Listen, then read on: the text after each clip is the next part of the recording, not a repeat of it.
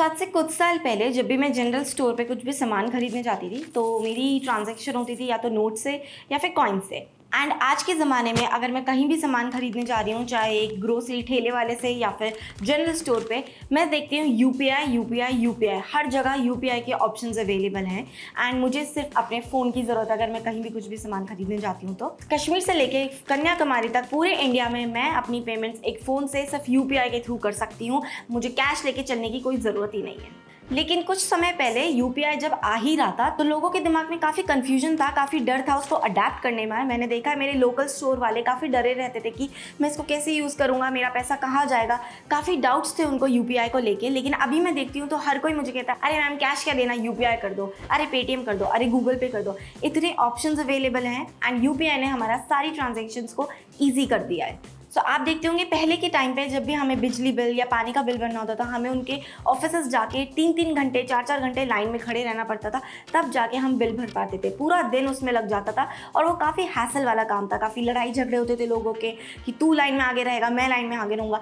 लेकिन अब digital transformation ने ये बहुत काम ईजी कर दिया। जो काम पहले 3 से 4 घंटे में होता था, आज वो 2 मिनट में इसलिए हो पा रहा है क्योंकि लोगों ने डिजिटल ट्रांसफॉर्मेशन को ईजिली एक्सेप्ट किया।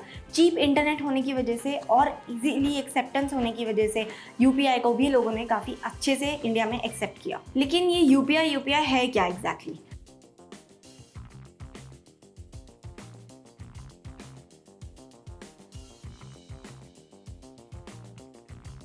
सो यूपीआई, जिसे हम बोलते हैं यूनिफाइड पेमेंट्स इंटरफेस, ये एक रियल टाइम पेमेंट करने का, रियल टाइम ट्रांजैक्शन करने का माध्यम है जिसने रिवॉल्यूशनाइज किया है इंडिया के ट्रांजैक्शन करने के तरीके को। सो यूपीआई काम कैसे करता है ये मैं आपको बताती हूँ। मेरे फ़ोन में एक पेमेंट ऐप है और अगर मैं एक जनरल स्टोर पे या ग्रोसरीज खरीदने जाती हूँ तो बिलिंग के टाइम पे वहाँ पे एक क्यूआर कोड होता है।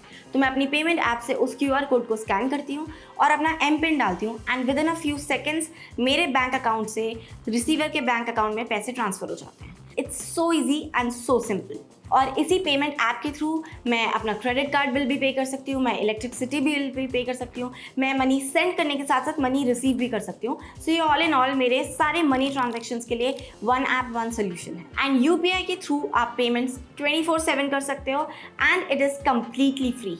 यूपीआई एप्पल पे और अमेजोन पे से कैसे डिफरेंट है? एप्पल पे और अमेजोन पे एक वॉलेट की तरह एक्ट करता है जिसमें कि आप अपने क्रेडिट कार्ड से या डेबिट कार्ड से उस वॉलेट में पैसे ऐड कर सकते हो एंड देन आगे ट्रांजैक्शंस कर सकते हो। बट यूपीआई डायरेक्टली आपके बैंक अकाउंट से लिंक्ड होता है जिसमें आप अपने बैंक अकाउंट से डायरेक्टली ट्रांजैक्शंस कर सकते हो और बैंक अकाउंट में डायरेक्टली ट्रांजैक्शंस रिसीव भी कर सकते हो। सो यूपीआई का इंडियन इकोनॉमी पे क्या इम्पैक्ट पड़ा? इंडिया का एक बहुत बड़ा सेगमेंट हमेशा से अंडर बैंक रहा है, यानी कि उनके पास ना तो बैंक अकाउंट्स थे या फिर बैंक ब्रांचेस को एक्सेस करने का कोई भी तरीका, जिसमें कि उनके गांव में या उनके कस्बे में बैंक ब्रांचेस भी नहीं थी। इंडिया के फाइनेंशियल डेवलपमेंट के एक बहुत बड़े एम्बिशियस प्लान जिसे हम कहते हैं प्रधानमंत्री जन धन योजना, उसके तहत इंडिया में काफ़ी लोगों के पास एंड स्पेशली उस सेगमेंट के पास बैंक का एक्सेस हुआ, सेविंग्स अकाउंट खुले, जिसकी वजह से वो आज बैठ के अपने गाँव में ईजिली यूपीआई के थ्रू पैसे भेज पाते हैं। प्रधानमंत्री जन धन योजना के तहत एक साल में 166 मिलियन लोगों ने अपने बैंक अकाउंट्स खुलवाए थे और ये नंबर 2019 में 384 मिलियन तक पहुंच गया, जो कि इंडिया जैसी कंट्री के लिए एक बहुत बड़ी अचीवमेंट थी। यूएन ने एक एस्टिमेट लगाया था कि इंडिया को अपनी पूरी पॉपुलेशन को बैंकिंग एक्सेस देने के लिए 2047 तक का टाइम लग जाएगा, बट इंडिया ने वो फीट ऑलरेडी अचीव कर ली है। यूपीआई ने छोटे से छोटा, बड़े से बड़ा सारे रिटेल स्टोर्स को, चाहे आपका पंक्चर लगाने वाला है, चाहे सब्जी बेचने वाला है, चाहे रिक्शा चलाने वाला, चाहे बड़ा स्टोर चलाने वाला या किसी भी बड़ी ब्रांड पे काम करने वाला, हर किसी को यूपीआई बैंकिंग एम्बिट में लेकर आया। यूपीआई के थ्रू मई 2023 में 9.41 बिलियन ट्रांजैक्शंस हुई हैं, जिसकी टोटल वैल्यू थी 14.89 लाख करोड़, जो है अप्रॉक्सीमेटली 3600 ट्रांजैक्शंस पर second, which has been a 58% year-on-year increase in terms of the number of transactions. ऐसा नहीं है कि यूपीआई ने लोगों को सिर्फ बैंकिंग से जोड़ा है, बट इसका इम्पैक्ट काफ़ी बड़ा रहा है। It has acted as a catalyst for the economic growth and development of the country. UPI has facilitated a transition towards a transparent and accountable economy by reducing the dependence on cash transaction. The availability of transaction data through UPI has fueled the growth of fintech companies and startups. UPI की success से काफ़ी लोगों को confidence मिला and fintech companies and startups काफ़ी सारे emerge होने लगे, जिससे बहुत सारी जॉब अपॉर्चुनिटीज़ क्रिएट हुई विच directly boosted the economic growth of the country. UPI के आने से पहले हमारा payment method mostly credit card और डेबिट कार्ड था एंड ये मास्टर और वीज़ा कार्ड होते हैं। सो जो भी हमारी ट्रांजेक्शन्स होती थी उसका सर्टेन अमाउंट हमारी मास्टर कार्ड या वीज़ा कार्ड की फ़ीस होती थी, जो कि डायरेक्टली अमेरिकन इकोनॉमी को बूस्ट करते थे।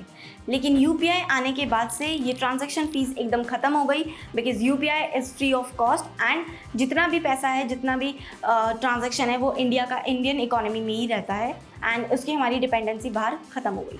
सो क्या यूपीआई ग्लोबल होने वाला है? जी हाँ, बिल्कुल। इंडिया में यूपीआई की ह्यूज सक्सेस के बाद काफ़ी सारी कंट्रीज इसको ट्राई करने का सोच रहे हैं एंड यूएई एंड सिंगापुर में ऑलरेडी यूपीआई का यूसेज स्टार्ट हो गया है।